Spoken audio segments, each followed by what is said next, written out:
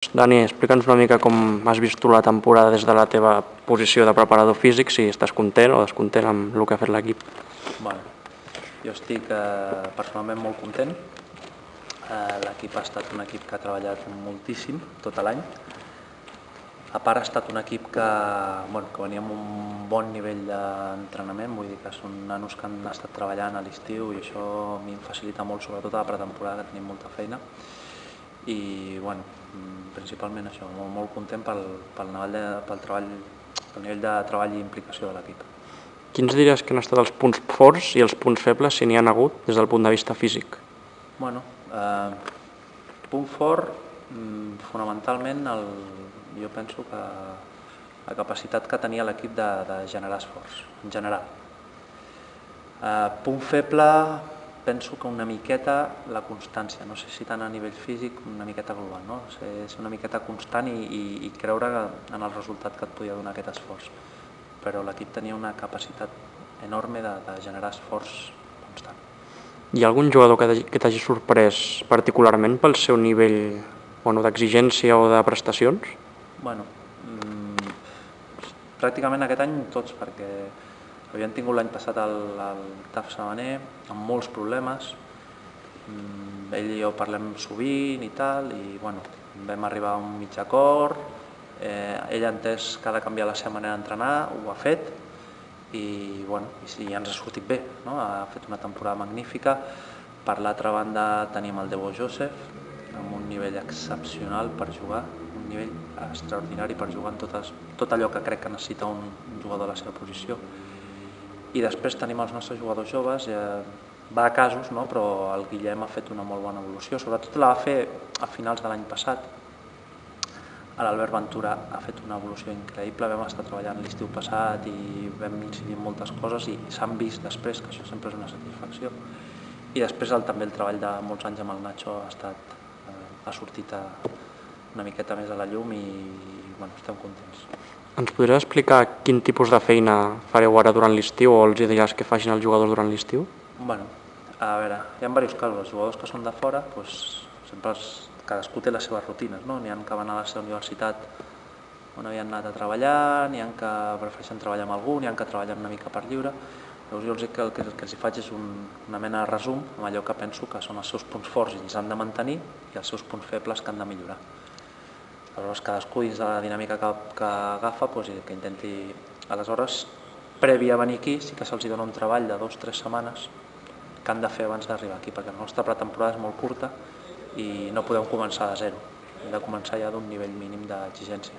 A part estan els jugadors que estan aquí treballant, que són tots els nacionals, i amb aquests a nivell individual recuperar lesions o petites molèsties que es tenen, maximitzar també els punts forts, minimitzar els punts febles.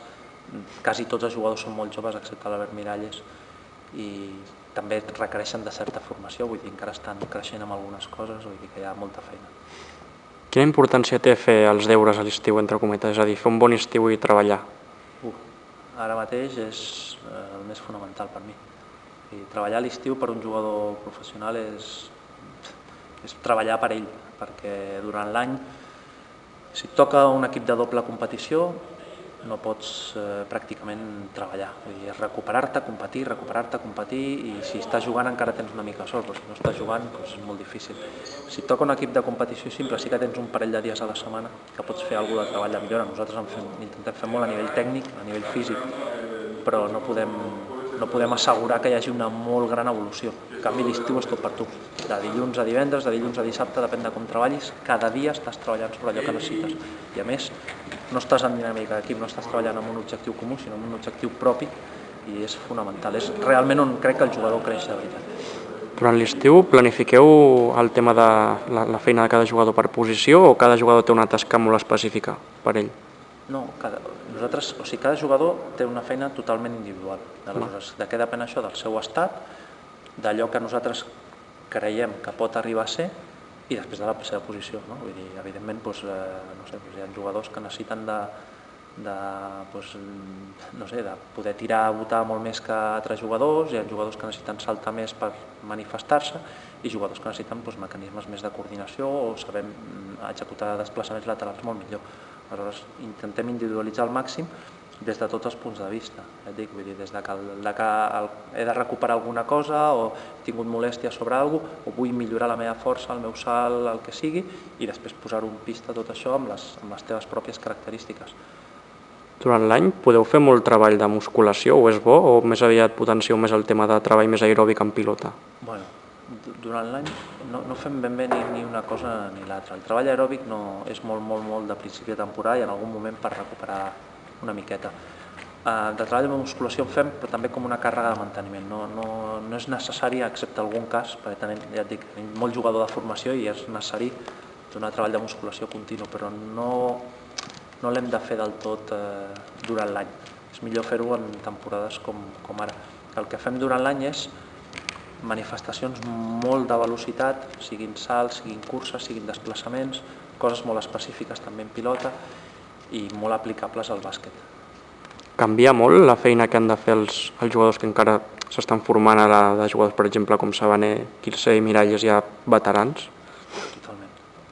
Canvia totalment. Vull dir, ara un jugador veterà ha de mantenir-se ara i erradicar el possible totes les molèsties i intentar preparar el seu cos per tenir menys molèsties d'aquelles que hagi tingut durant l'any. Pràcticament tots els jugadors veterans en tenen.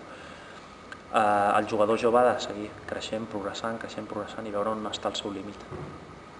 I com ho feu, per exemple, amb els vinculats, que també fan molts entrenos i molts partits per evitar que es cremin, no?, entre cometes?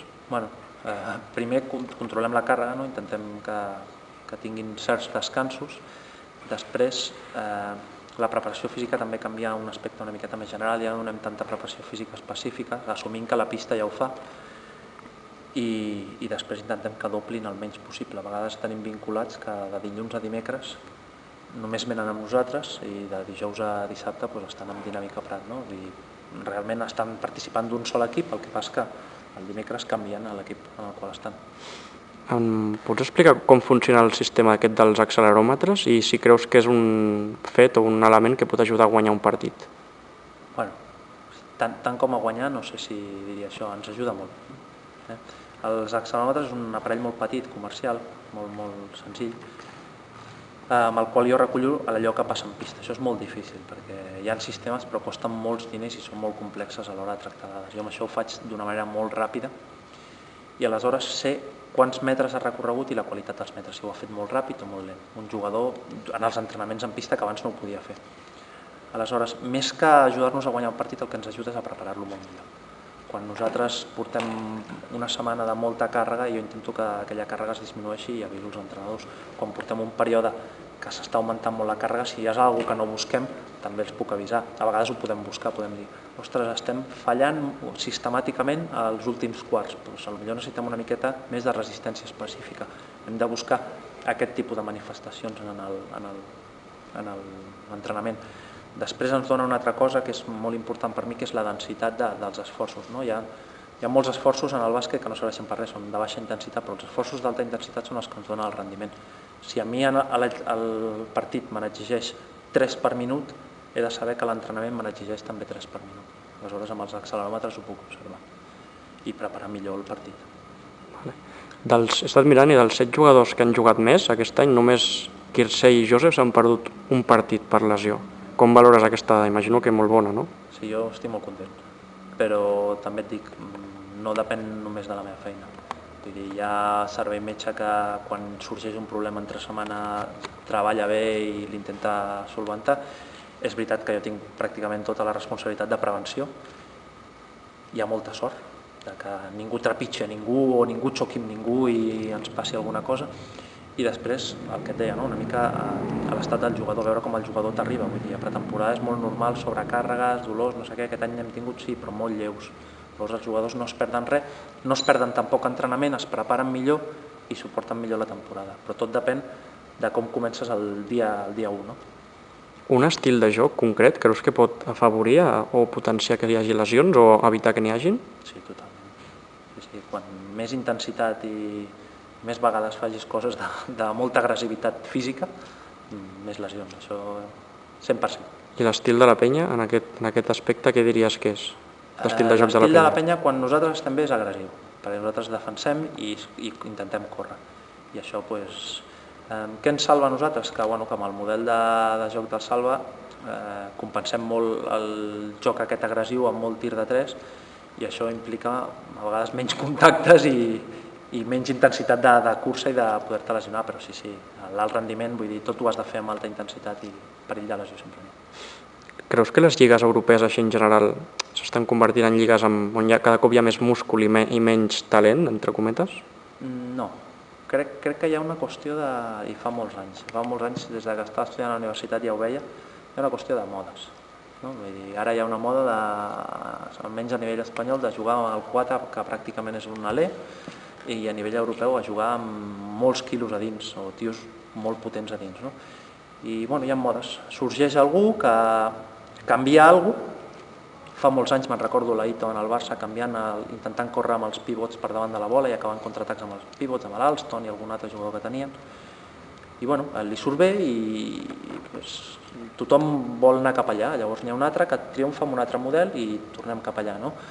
Aquí a Espanya havíem tingut els últims anys molta defensa, anotacions baixes, i ara et sorgeix un Madrid que vol jugar alegre, que vol jugar moltes possessions, que inclús amb molt talent per jugar de totes maneres vol córrer, vol ser atractiu i potser un dia guanyen una Eurolliga i tothom vol jugar com ells. Va una mica, penso que en moda del que guanya i el mateix em passa amb el futbol, que ho veiem tots, no? Ara es qüestiona un model de joc que va triomfar fa res i probablement es canviï, no? Hi hagi gent que el canviï. Vale. Com a preparador físic t'agrada, m'imagino, estar al dia de totes les noves tecnologies o nous avenços que es fan per analitzar tot el teu treball, no? Quina diries que és ara la tecnologia més innovadora per controlar la preparació física d'un equip? Moltíssimes. Jo soc un malalt d'això. Ara mateix hi ha des dels acceleròmetres de qualitat, no? Que implica posar receptors i tenir un GPS intern en una pista, sistemes de posicionament amb detecció automàtica, no? Que es fan servir a la NBA amb càmeres per tot el camp, sistemes de software que es poden pagar i t'ajuden a quantificar les càrregues i a portar tota la planificació, que és una cosa que a nosaltres ens costa molt. A nosaltres, almenys els que venim de la meva ciència, ens agrada molt planificar, comptar tot allò que fem i quan ens passem poder-ho refer i saber què hem fet quan ens han anat bé les coses i tal. No? I ara mateix hi ha molta història amb això. I sorgeixen moltes coses, que és el que a mi m'agrada, amb els entorns dels smartphones, les tabletes. Hi ha molts aparells amb els quals es pot treballar a nivell d'entrenament tècnic i a nivell de planificació a nivell més teòric. No? Hi ha moltíssimes coses. És impossible estar ara mateix assabentat de tot. Els clubs europeus creus que s'han conscienciat o estan conscienciant que cal invertir en tecnologia per també guanyar partits i títols? No, estic segur que no estan conscienciats, no ho coneixen. I el poc que coneixen, ara mateix el futbol va fer un canvi cap a finals dels anys 90, a principis de la primera dècada dels 2000, que tenien sistemes, els compraven, tenien per exemple el sistema MISCO, que donava una borrada de variables relacionals del joc, els compraven però no els utilitzaven per entrenar. Nosaltres en el bàsquet sí que els entrenadors cada cop tenen més software i més empreses que treballen per donar-te moltes dades, els estan utilitzant cada vegada més per entrenar, no? Al final, però en preparació física és difícil. Nosaltres fem moltes coses, intentem fer moltes coses, intentem també que siguin coses assolibles pel club, però no s'inverteix molt i tampoc s'hi creu molt. I hi ha coses que són molt cares i molt poc rendibles, però hi ha coses que són menys cares i realment rendeixes molt i són, crec, a les que s'hauria d'invertir. Hi ha algun club pioner a l'ACB en aquest aspecte o tampoc? No et diria, ara mateix em costaria. Sé que hi ha clubs que amb el seu preparador físic fan alguna introducció d'alguna cosa, també depèn de la manera que tu tinguis de treballar, no? Amb quines eines sóc capaç jo d'entrenar millor el meu equip, no? Però, no sé, probablement a nivell de proves almenys nosaltres som dels que més en fem i ens quedem les que ens van millor, però costa fer el canvi.